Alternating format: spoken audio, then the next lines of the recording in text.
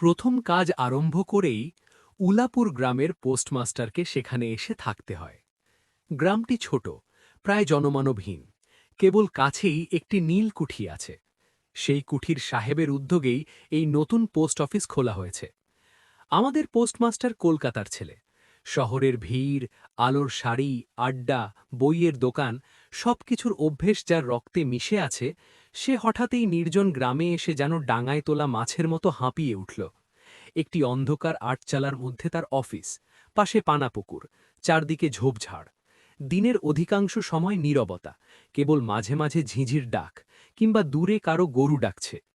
নীলকুঠির কর্মচারীরা আছে বটে, কিন্তু তারা কাজের চাপে ব্যস্ত এবং স্বভাবে কিছুটা রূঢ়। ভদ্র আলাপ জমে না। কলকাতার ছেলে অপরিচিত স্থানে কখনো একটু উদ্ধত, কখনো আবার অপ্রতিভ হয়ে থাকে।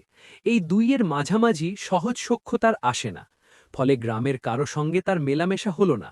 হাতে কাজও খুব বেশি নয়। ফাঁকা সময়ে সে দু একটি কবিতা লেখার চেষ্টা করে। তরুপল্লবের কম্পন, মেঘের ভেসে যাওয়া, পল্লীর শান্তি, এইসব নিয়ে ভাব প্রকাশ করে। কিন্তু অন্তরে সে জানে এই শান্তি তার কাছে শান্তি নয়। যদি কোনো অলৌকিক শক্তি এক রাতে এই সবুজ গাছ কেটে কাঁচা রাস্তা পাকা করে সারি সারি বাড়ি তুলে দেয়, তবে হয়তো তার প্রাণে আবার সজীবতা ফিরে আসত। তার বেতন সামান্য, নিজে রেঁধে খেতে হয়। বাড়ির কাজে সাহায্য করে একটি পিতৃমাতৃহীন অনাথা বালিকা, রতন। বয়স 12-13, বিয়ের সম্ভাবনা নেই বললেই চলে। সে কাজের বিনিময়ে দুবেলা খেতে পায়। চুপচাপ, কিন্তু ভেতরে অগাধ স্নেহ জমে আছে। সন্ধ্যা নামলে গ্রাম যেন অন্য রূপ নেয়। গোয়াল ঘর থেকে ধোঁয়া ওঠে, ঝোপে ঝোপে ঝিঝি ডাকে, দূরে বাউলরা গান ধরেছে। অন্ধকার দাওয়ায় একা বসে থাকতে থাকতে পোস্টমাস্টারের মন কেমন করে। তখন প্রদীপ জেলে সে ডাক দেয়, রতন। রতন বাইরে বসেই থাকে, ডাকের অপেক্ষায়। কিন্তু এক ডাকে আসে না। দূর থেকে বলে, কি গা বাবু? তারপর ভিতরে এসে তামাক সাজিয়ে দেয়। এই সব ছোট ছোট মুহূর্তে তাদের মধ্যে আলাপ জমে ওঠে। তোর মাকে মনে পড়ে?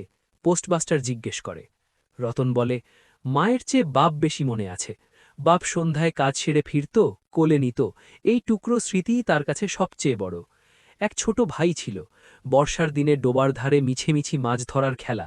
এই স্মৃতিই বারবার ফিরে আছে। কথার ফাঁকে কখন রাত গভীর হয়ে যায়, টেরও পাওয়া যায় না। রান্না করতে আলস্য এলে রতন তাড়াতাড়ি রুটি সেকে আনে। সেই দিয়েই দুজনের রাতের খাওয়া সেরে যায়। একদিন পোস্টমাস্টার নিজের বাড়ির কথা বলতে শুরু করল। মা, দিদি, ছোট ভাই, প্রবাসে বসে যাদের জন্য মন কাঁদে, সেই সব কথা। রতন মন দিয়ে শোনে। ধীরে ধীরে সে যেন তাদের আপন করে নেয়। কথার ছলে মা, দিদি বলে ডাকতে শুরু করে। তার কল্পনায় তারা যেন সত্যিই রূপ পায়। এক বর্ষার দুপুরে চারদিক স্নিগ্ধ, বাতাসে ভেজা মাটির গন্ধ। কাজ নেই। পোস্টমাস্টার জানালার বাইরে তাকিয়ে আছে। মনে হচ্ছে যদি পাশে কোনো আপন মানুষ থাকত। হঠাৎ সে ডাকল, রতন। রতন দৌড়ে এলো। সেদিন থেকে পোস্টমাস্টার তাকে পড়াতে শুরু করল। অ, আ, ক, খ। দুপুরের পর দুপুর কেটে গেল। রতন মন দিয়ে শিখল। অল্পদিনেই যুক্তাক্ষর পর্যন্ত পৌঁছে গেল। শ্রাবণে বৃষ্টি থামতেই চায় না। রাস্তা ডুবে গেছে, চারদিকে জলের শব্দ। একদিন সকাল থেকে পোস্টমাস্টার অসুস্থ। রতন ডাক না পেয়ে নিজেই ঘরে ঢুকে দেখে সে শুয়ে আছে। দাদাবাবু, ঘুমোচ্ছিলে? প্রশ্ন। পোস্টমাস্টার কাতর স্বরে বলে, কপালে হাত দিয়ে দেখো। সেই মুহূর্তে রতন যেন বালিকা থেকে মা হয়ে উঠল। বৈদ্য ডাকল, ওষুধ দিল, সারা রাত জেগে রইল। বারবার জিজ্ঞেস করল, একটু ভালো লাগছে? তার সেবায় পোস্টমাস্টার ধীরে ধীরে সেরে উঠল। কিন্তু সুস্থ হয়েই তার মনে হল এখানে আর থাকা নয়। বদলির দরখাস্ত করল। উত্তর এলো, নামঞ্জুর। তাই সে স্থির করল চাকরি ছেড়ে বাড়ি যাবে। রতন আগের মতো আর ডাক পায় না।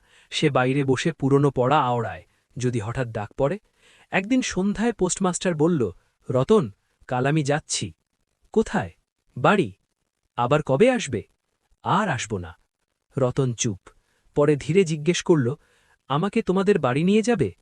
পোস্টমাস্টার হেসে বলল, সে কি করে হবে? সেই হাসি রতনের কানে সারা রাত বাজতে লাগল। ভোরে সে চুপি চুপি স্নানের জল তুলে রাখল। বিদায়ের সময় পোস্টমাস্টার বলল, নতুন যে আসবে তাকে বলে যাব, তোকে যত্ন করবে। এই স্নেহ মিশ্রিত কথা রতন সহ্য করতে পারল না। কেঁদে কেঁদে বলল, না, কাউকে কিছু বলতে হবে না, আমি থাকতে চাই না। যাওয়ার সময় পোস্টমাস্টার কিছু টাকা দিতে চাইল। রতন পায়ে পড়ে কাঁদল, আমাকে কিছু দিও না। তারপর ছুটে চলে গেল। নৌকা ছাড়ল। বর্ষার ফুলে ওঠা নদী বয়ে চলেছে। পোস্টমাস্টারের মনে ব্যথা উঠল। একটি সামান্য গ্রামের বালিকার মুখ যেন অদ্ভুত বেদনা জাগাল। একবার মনে হলো ফিরে যায়, কিন্তু নৌকা এগিয়ে চলে। তার মনে হলো জীবনে কত বিচ্ছেদ, কত দূরত্ব, কে কার। কিন্তু রতনের মনে তত্ত্ব এলো না। সে পোস্ট অফিসের চারপাশে ঘুরে বেড়াতে লাগল। মনে ক্ষীণ আশা, দাদাবাবু হয়তো ফিরবে। যুক্তিটাকে বোঝাতে পারে না, সে কেবল অপেক্ষা করে।